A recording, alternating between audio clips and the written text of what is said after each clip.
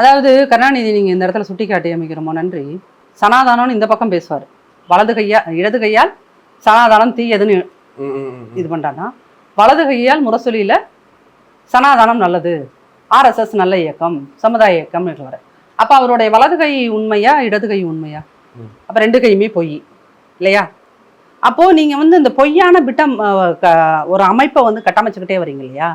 அதுதான் இப்போ உதயநிதி காலத்தில் உதிர்ந்து போகுது.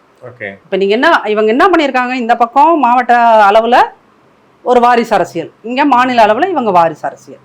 அப்போ இது உருவாகும் போது இந்த கட்சிக்காக உழைத்து உழைத்து உழைத்து ஓடாய் தேர்ந்து போனவன் என்ன பண்ணுறான், உனக்கு ஓட்டு போடுறதுக்கு மட்டும் நான் வேணுமா, ஓட்டு போடுறதுக்கு மட்டும் நான் உனக்கு வேணுமா, போகிறாங்க வெளியே போகிறாங்க, அமைப்பை விட்டு அவங்க கொஞ்சம் கொஞ்சமாக போயிட்டு இருக்காங்க. ஆனால் அது யாருக்கன்னு தெரியல.